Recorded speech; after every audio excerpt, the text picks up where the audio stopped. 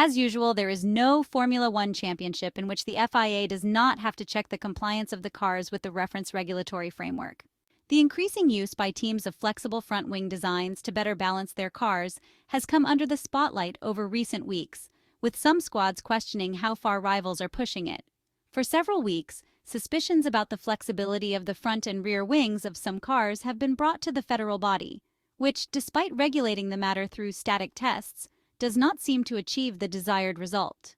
Teams have been exploiting the elastic properties of carbon fiber for decades and have become masters at appearing fully compliant when performing the necessary tests.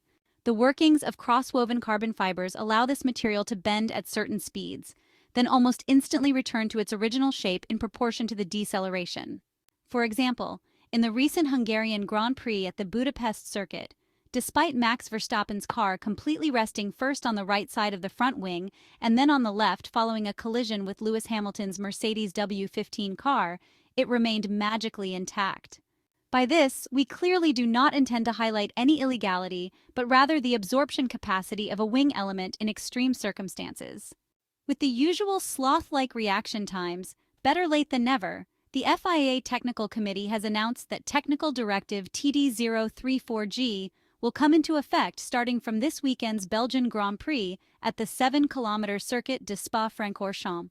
The federation aims to monitor and collect data on the rotation and torsion of the front wing at various speeds. Although the federal body has emphasized the compliance of the cars, whose compliance to the regulations has been verified by the FIA, it deems it necessary to check if the regulatory framework is open to loopholes. Therefore, data collection will be conducted to discover if some teams have figured out some ingenious methods to use secondary parameters, such as temperature or simply aerodynamic load, to create additional flexibility. Essentially, operational conditions that are not replicated in the static tests conducted by the federal organization. From a practical standpoint, the FIA will place additional cameras on selected cars during the Belgian Grand Prix in order to test and monitor the flexing of the front wings of various single-seaters. Based on the first images coming from the Spa-Francorchamps paddock ahead of the first free practice session for the Belgian Grand Prix, markers have appeared on the inner part of the front end plates, useful for measuring the extent of the flexing through the aforementioned cameras. To help assist with the analysis, teams have to place a number of reference dots on the front wing elements and end plate. When the video footage is downloaded after practice, the dots help the FIA to better track wing movement. It is hoped that the analysis that will be conducted over the next few weeks will help boost the FIA's knowledge of the dynamics at play with front wing, with a view to then potentially making changes to the regulations for 2025. The FIA requirement includes 3 dots on the flaps and 6 on the end plate.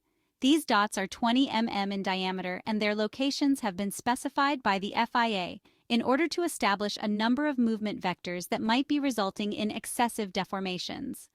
The issue of flexi wings has resurfaced this year because teams have realized that there are benefits to be had in terms of car balance by having some degree of aeroelasticity at play. This can help dial out the inherent characteristics of low-speed understeer and high-speed oversteer that are an inherent problem with current ground effect machinery. Mercedes was quite open that having a degree of flexibility with its new front wing that first arrived at the Monaco Grand Prix was beneficial to car balance, while being within what was allowed by the regulations.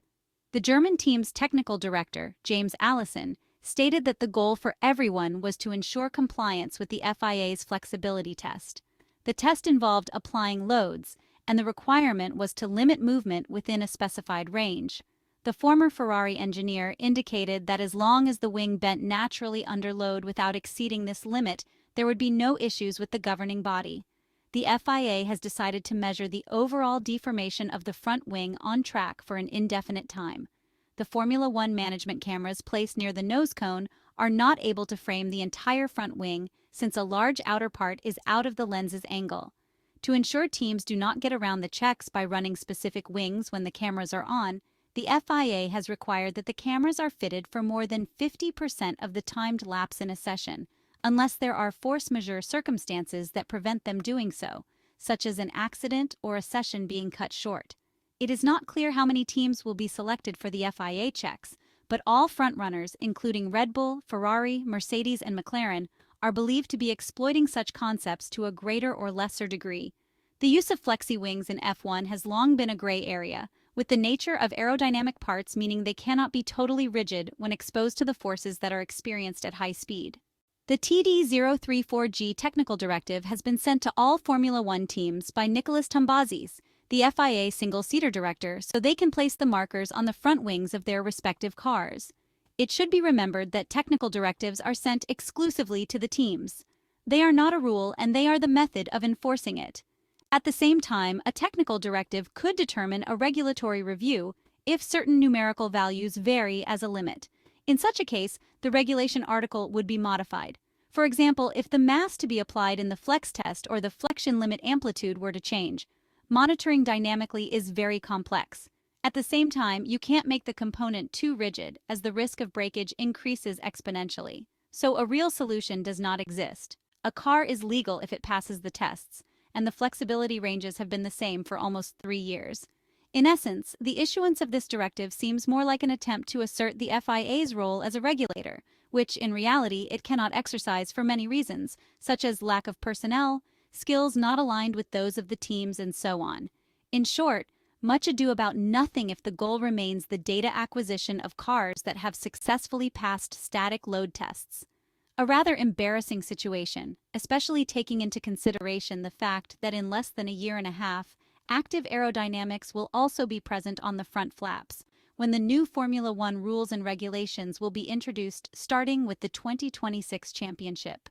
While the FIA does not anticipate the need for revised load tests right now, if its analysis of the front wings from the Belgian Grand Prix weekend shows that Formula One teams are pushing the boundaries of what should be allowed, then the door could be open for a change in how it is policed.